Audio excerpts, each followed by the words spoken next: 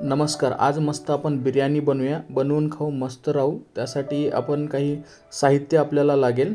तर बिर्याणीसाठी लागणारं साहित्य: चिकन, बासमती तांदूळ, तेल, कांदा, टमाटो, हिरवी मिरची, तिखट, बिर्याणी मसाला आणि मीठ, दही लागेल. मस्त चिकन धुवून घ्यायचे, त्यामध्ये असं दही ॲड करायचं, हळद टाकून घ्यायची त्यामध्ये. त्यानंतर मस्त चवीनुसार मीठ टाकून घ्यायचं. मीठ टाकल्याच्या नंतर त्यासोबत आपल्याला धना पावडर पण ॲड करायचं आहे. असं चमच्याभर धना पावडर टाकून त्यामध्ये व्यवस्थित टाकून घ्यायचं. थोडीशी मिरची, हिरवी मिरची बारीक कापून टाकायची.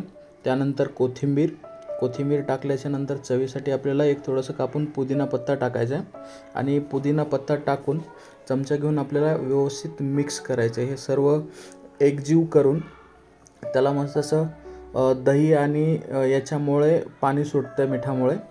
गॅस पेटवून घ्यायचा आहे आणि पातेलं ठेवायचं आहे आपल्याला तांदूळ शिजवण्यासाठी. तर पाणी टाकून घेऊन पातेल्यामध्ये आपल्याला तेजपत्ता टाकायचा आहे थोडासा आणि खडा मसाला टाकून त्यामध्ये मस्त मीठ टाकून घ्यायचं. मीठ टाकल्याच्या नंतर पाणी उकळून घ्यायचं. तर हे उकळल्याच्या नंतर आपल्याला बासमती तांदूळ टाकून घ्यायचे त्यामध्ये बिर्याणीचे आणि 70 ते 80% शिजवून घ्यायचे. हे मस्त शिजवून घेऊन तोपर्यंत आपल्याला कांदा कापून घ्यायचा आहे. कांदा आणि टमाटो बारीक बारीक असा उभा कापून घ्यायचा आणि कापून झाल्याच्या नंतर कढई घेऊन कढईमध्ये असं चांगल्या प्रकारे भाजून घ्यायचं आहे लाल होईपर्यंत. आणि भाजून घेतल्याच्या नंतर असं व्यवस्थितरित्या थोडंसं तेल टाकून आपल्याला त्यामध्ये लसूण पेस्ट टाकायची. तेल टाकून लसूण पेस्ट टाकून घ्यायची आणि टोमॅटो उभा कापून टाकून घ्यायचा. त्यामध्ये व्यवस्थित त्याला भाजून घ्यायचं टोमॅटो टाकून. आणि जे आपलं मिक्स केलेलं चिकन आहे यामध्ये आपल्याला टाकायचं आहे. तर थोडं थोडं करून सगळं चिकन त्यामध्ये टाकून घ्यायचं आणि चिकन टाकल्याच्या नंतर मसाल्यासोबत मिक्स करून घ्यायचं आहे.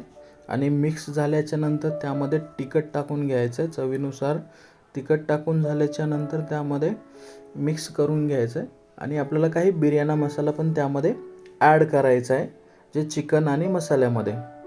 हे सगळं ॲड करून व्यवस्थित मिक्स करून एकजीव करून आपल्याला घ्यायचं आणि थोडंसं पाणी पण टाकायचं जे की थोडी ग्रेव्ही बनेल. थोडी कोथिंबीर ॲड करून घ्यायची वरतून. आता अशा प्रकारे आपलं मस्त मसाला ग्रेव्ही तयार झालेली.